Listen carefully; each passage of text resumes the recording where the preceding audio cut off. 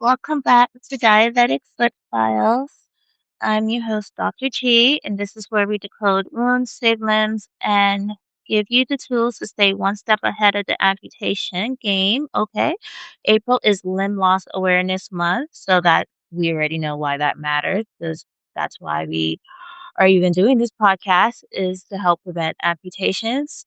Because remember, every year thousands of amputations happen, and many of them are quite preventable. The leading cause of amputations are not usually are diabetes related complications. Remember the connection with diabetic foot is it'll start off with a small blister, callus, or a small ulcer, and remember, it doesn't start with the amputation. It's a progression. It all starts with neglect, like neuropathy. Neuropathy, you have no pain, minor injury, it goes unnoticed because secondary to the neuropathy, infection spreads secondary to the immune dysfunction as well, and then poor circulation, which is usually secondary as well to the hyperglycemia. I heard somebody made an interesting analogy with the blood of a person who has diabetes with what is it? Is like caramelized, something caramelized. He was just showing how like sticky it is because heart disease is one of the number one, I believe, forgive me, I believe is the number one killer for people who has diabetes is it's cardiovascular disease. So you have to always remember that, and that's why vascular is such a big deal. So why does this month of April matter? Because yes, it's spring, but Limb Loss Awareness Month highlights the importance of early detection. That's why you check your feet every day, the need for proper foot care education, and the role of multidisciplinary approach because we can't do it all, okay? Like I said, amputation is not an event, it is an end of a process. And we have to interrupt that process. Because, let's say we catch a blister. If we catch a blister on time, we prevent an ulcer. If we prevent an ulcer, we prevent an infection. And if we prevent an infection, we can help save a limb. So let's get down to the nitty gritty. So today's episode, we're going to talk about spring because me love me some spring time and it's almost summertime because spring isn't just about flowers and sunshine, it's also about sweaty feet, sandals, barefoot, increased physical activities, allergies, inflammations, and hidden infections that are waiting to bloom. And this is not like fear mongering or anything like that. This is just to get us all ready and continue to have good quality care of life and to be prepared, right? So, before we talk about wounds, we're going to talk about spring itself. What does spring symbolize? Spring symbolizes renewal, rebirth, and growth across many civilizations. In Greek mythology, spring was tied to Persephone. If I pronounce that wrong, I'm sorry. But her thing was she returned from the underworld, and when she returned from the underworld in March with warmer weather, plant growth, and renewal of life. Ancient observations, agricultural societies tracked the spring using the vernal equinox, and this is marked by equal daytime and equal nighttime, and that's when they started planting season. Okay. So why does spring clinically matter? Because it's not just a season, it's actually a biological reset for your body. There is increased sunlight, there are hormonal shifts, there are behavioral changes because we have more activity because we're not in the cold weather anymore, the sun is out. And for diabetic patients, this is a sudden shift in the stress and the foot because we're doing more physical activity, right? So why is spring another high risk season that we just have to be on alert for, but still have fun? So spring creates this perfect storm for complications because, like we said, there's more increased activity. People go from sedentary to active quickly because now they can go outside more. It's warmer. I can go for a walk more, walking more outdoor workouts, yard work.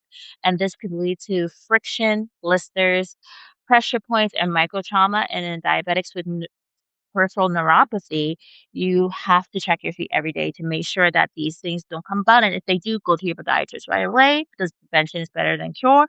And also, the biggest thing is if you, the more you want to do more physical activity, you have to be in the right type of shoes, right? So that's the biggest thing when it comes to podiatry. You have to be in the right type of shoes. Like I said, I really do like the Darko Pogo shoe. Everybody has to wear shoes every day. That was the only shoe that I wore every day that I did not experience any pain or even got a callus on my foot. So that's really I have first and forehand wore it myself, so it really works. I really love it. Next, when it comes to spring, moisture and heat. Moisture and heat is like an infection paradise, right? A song Pina Colada is playing in my head right now. But is she like how does it go? Is she like pina coladas? Okay, okay, Debbie. Okay, so spring brings sweat, humidity, and wet socks and shoes. And what does that bring? Fungal infections, bacterial overgrowth, and includes dangerous pathogens like Staphylococcus aureus and Pseudomonas aeruginosa. Everybody knows Pseudomonas aeruginosa is one of my favorite bacteria, even though it makes things green, no ciento. You know? I wish I can play this Pina Colada song in the background of this whole episode. So, now, foot gear. Like I said, the right foot gear can make or break your physical activity and your whole season as a diabetic, okay? So, a lot of people like to switch to sandals and flip-flops and barefoot. And I'm like, no, no, no flip-flops, no barefoot, no sandals. I need you to wear a very supportive, nice diabetic shoe. Okay, I need you to wear your orthotics that's going to offload those pressures. I need you not to be barefoot. Do not walk barefoot. Do not work barefoot. Do not walk barefoot. Okay, because what does that cause? It leads to trauma, cuts, and foreign body injuries. That's our allergies. Seasonal allergies, people have allergies and the inflammation cascades. So spring allergies increase systemic inflammation. So that also impacts healing. So it is also tied to diabetes mellitus, and delayed wound repair and immune dysfunction. So let's get to the fun part because I love me some bacteriology. So, what bacteria are more prevalent in spring? Like we said, spring is warmer, wetter weather, okay? Warmer and wetter environments. So that is perfect for microbial growth. So what are some of the common bacteria infections in a diabetic foot during the springtime that spring can amplify? Staphylococcus aureus, that's the most common one that usually causes diabetic feet, foot ulcers and infections, thrives with skin breakdown and sweat friction. Now, Pseudomonas aeruginosa, everybody knows I love this bacteria, but it loves wet environments. It loves macerated skin. It is very common for interdigital maceration. And any wound that drains a lot, I do notice a lot of Pseudomonas aeruginosa. Pseudomonas aeruginosa is not a quiet one. This is a loud one. He's green, he's greedy, he wants to do what he wants to do, and he likes to be in his little damp environment. I call him it's like the Grinch, okay? Or Oscar the Grouch. Oscar from Sesame Street, he was green too. So he's like Pseudomonas aeruginosa, okay? Streptococcus pyogenes. It's also prevalent during spring. Rapidly spreading infections, cellulitis risk increases.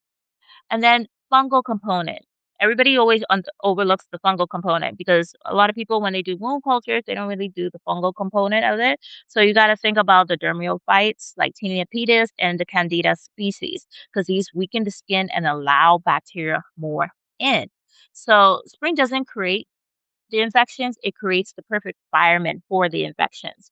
So, how do we treat the spring foot in matrix? Okay. So, let's say, let's break down foot dangers like the invisible blister. So, let's say you got new shoes for spring or in your increasing walking, you might get a blister. A blister can turn into an ulcer. And a lot of people overlook it because they have neuropathy. So, let's make sure to check our feet every day. Next are pedicures.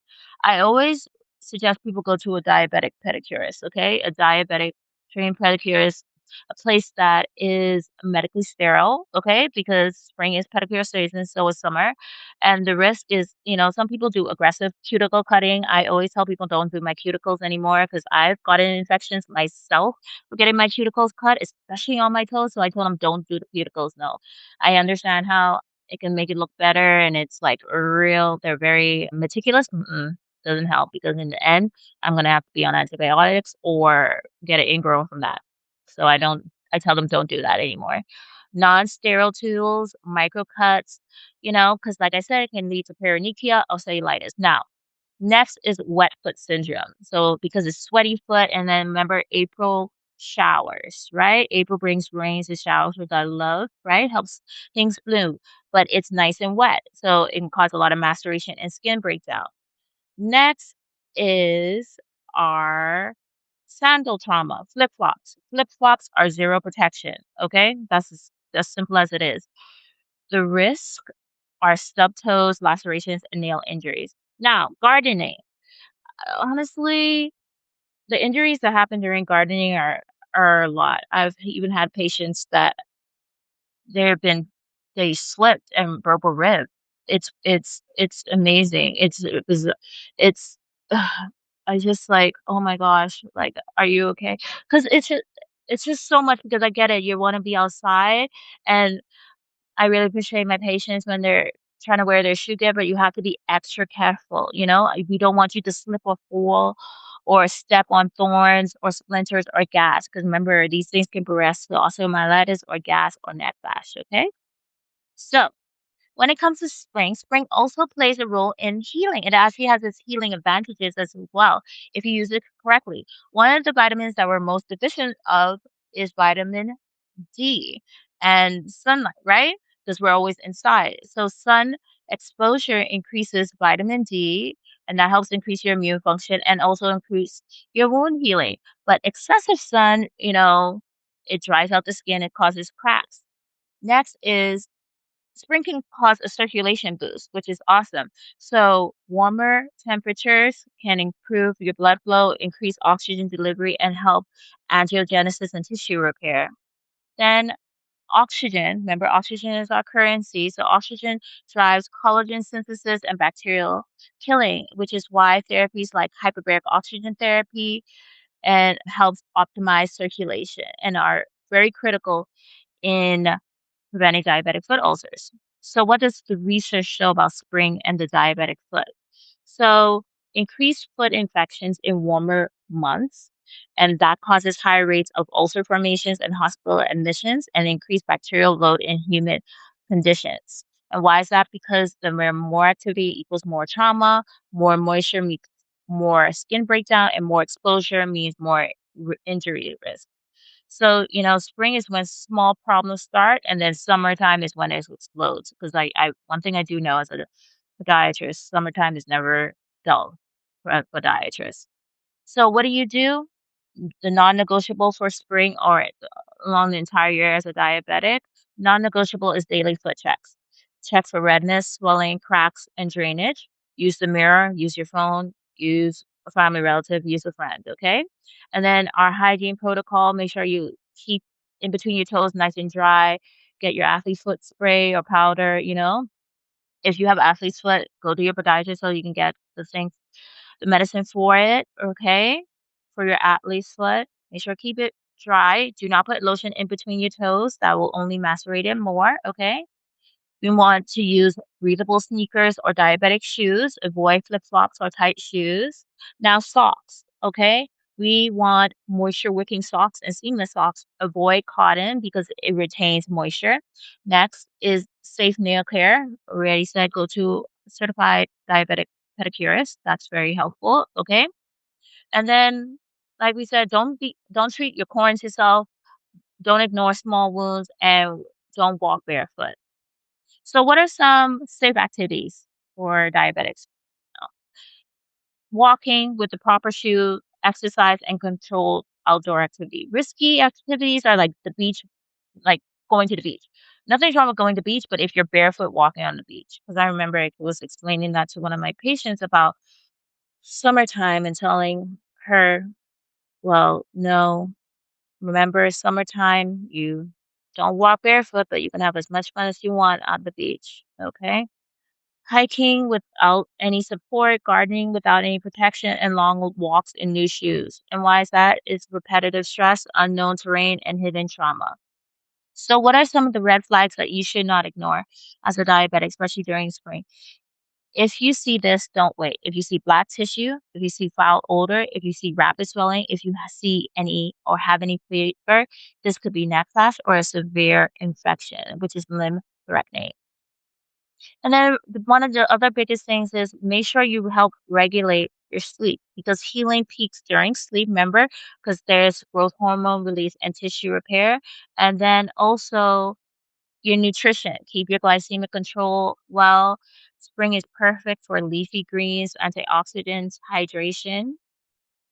And so, what are some of the five spring mistakes that can cost a diabetic patient their foot? Switching to flip flops too fast. Okay. When spring hits, everybody wants to go to flip flops right away. Like we said, flip flops are zero protection, no support, and it increases your pressure points.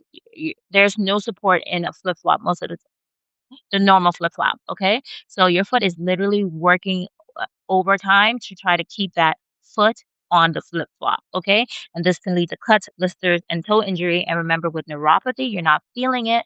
So make sure you wear a very supportive diabetic breathable shoe. The blisters, never ignore the blisters, okay? And like I said, no walking barefoot, not even for a second. Even if you have to go to the bathroom, have your diabetic slippers or foot gear there. I know it's annoying, but it makes a difference. It makes a difference because I know a lot of patients that walk barefoot and had stepped on something and wish that they never did. Because that's one of the biggest lie you could tell yourself is this, I'm just walking barefoot for a second as a diabetic. One step is one injury, glass, thorns, splinters, whatever. Okay, so and that can progress to a deep infection or even osteomyelitis. Never ever barefoot, even if it's at home, unfortunately. So, in the spring, it's not about the big injuries that takes the lens, it's about the small ones that you don't ignore, okay? Spring is not harmless, but spring is also still fun, okay? So it's not about fear mongering because you could actually heal faster, you can have more fun during summer, and you can help prevent ulcers during the summer if you take the right initiatives. Okay? And never ignore the warning signs. And remember, the smallest wound in spring can become the biggest problem in the summer. So that's why the whole point is to stay vigilant, stay educated, and stay one step ahead of the amputation game. Okay? So this is Diabetic Foot Files. I'm Dr. G, and take care of your feet because they take care of you.